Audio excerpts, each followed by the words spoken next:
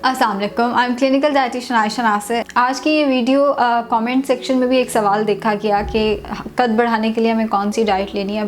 अक्सर लोग भी सवाल कर रहे होते हैं, माएँ बहुत परेशान होती हैं, बच्चे का कद नहीं बढ़ रहा तो उसकी खुराक क्या होनी चाहिए।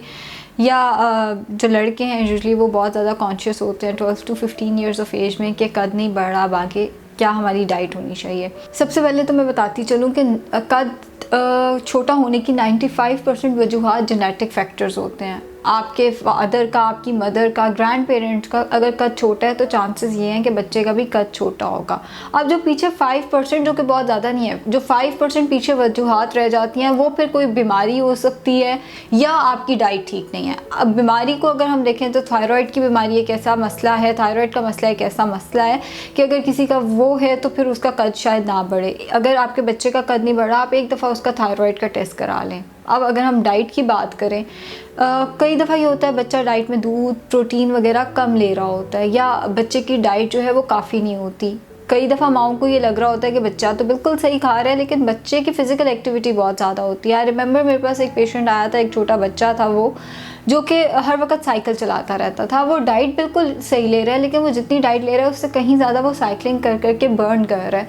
सो इस केस में फिर जाहिर है कि कद ना बढ़ना, कद छोटा रह जाना जो है इस केस में हो सकता है। बैलेंस डाइट क्या होनी चाहिए, एक हेल्दी डाइट क्या होनी चाहिए कद के लिए। सबसे पहले तो मतवाज़न ग़ज़ा आपने खानी है, माई प्लेट को आपने फॉलो करना है। अगर आप एक मतवाज़न ग़ज़ा खाएंगे तो कभी भी डाइट की वजह से आपका कद नहीं रुकेगा। फिर दूसरे फैक्टर्स जैसे मैंने बताया, जेनेटिक फैक्टर्स या थायराइड का मसला, कोई ना कोई दूसरा फैक्टर आ सकता है, डाइट की वजह से नहीं होगा। हाँ, मतवाज़न ग़ज़ा में क्या आना है, मतवाज़न ग़ज़ा में ये ज़रूरी है कि आप रोटी चावल का इस्तेमाल करें। अगर दूध है तो दूध 2 से कम 2 और ज़्यादा से ज़्यादा 4 कप दूध ज़रूर दिन में इस्तेमाल करना है। अगर दूध किसी को नहीं पसंद तो वो बच्चा दही इस्तेमाल कर सकता है। अगर बच्चे को दही भी नहीं पसंद तो आप फॉर्म चेंज कर दें, दही भल्ले देना शुरू कर दें या स्मूदीज़ देना शुरू कर दें या मिल्क को ही आप मिल्क शेक की फॉर्म में दे सकते हैं। सो कद के लिए मिनिमम 2 कप दूध और ज़्यादा से ज़्यादा 4 कप दूध बच्चे को आपने दिन में ज़रूर देना है। इसके अलावा नट्स बहुत इंपॉर्टेंट है। नट्स भी बच्चों की ब्रेन डेवलपमेंट के लिए भी बहुत इंपॉर्टेंट होते हैं और एक बैलेंस डाइट के लिए भी बहुत इंपॉर्टेंट होते हैं। एक मुट्ठी बादाम जो है बच्चा ज़रूर खाए, डायरेक्टली इसका कद पे कोई इफ़ेक्ट नहीं है। मैं ये नहीं कह सकती कि जी बादाम खाने से कद बढ़ेगा, डायरेक्टली इसका कोई इफ़ेक्ट नहीं है, लेकिन एक मतवाज़न ग़ज़ा के लिए, एक बैलेंस डाइट के लिए नट्स की सर्विंग बहुत ज़रूरी है। इसी तरह सब्ज़ियाँ जो हैं, सब्जियों का इस्तेमाल कम से कम 3 से 5 कप करना चाहिए, ज़्यादा से ज़्यादा 7 कप।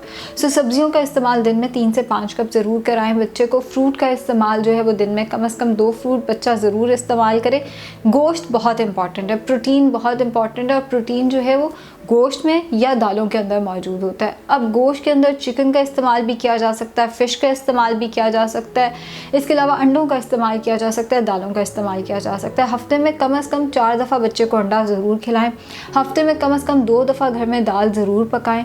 हफ्ते में कम से कम 2 दफ़ा घर में बड़ा गोश्त ज़रूर बनाएं और हफ्ते में 2 दफ़ा घर में चिकन का इस्तेमाल ज़रूर करें ताकि बच्चे की प्रोटीन रिक्वायरमेंट पूरी हो जाए। अगर आपके बच्चे की प्रोटीन रिक्वायरमेंट पूरी नहीं होती या अगर कोई जैसे आई गेस जिन्होंने कमेंट किया था वो 15 to 18 ईयर्स के होंगे, अगर किसी नौजवान की भी प्रोटीन रिक्वायरमेंट पूरी नहीं होती तो कद छोटा रह सकता है।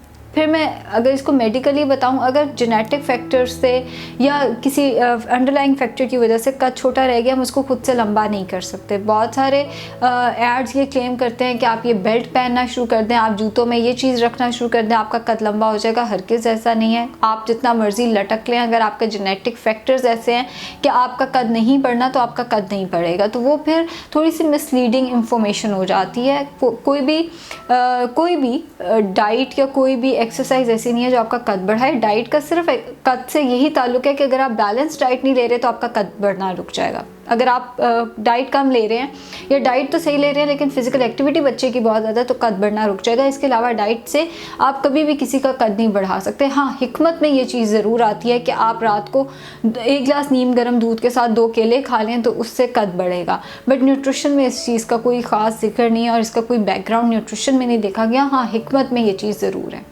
Thank you.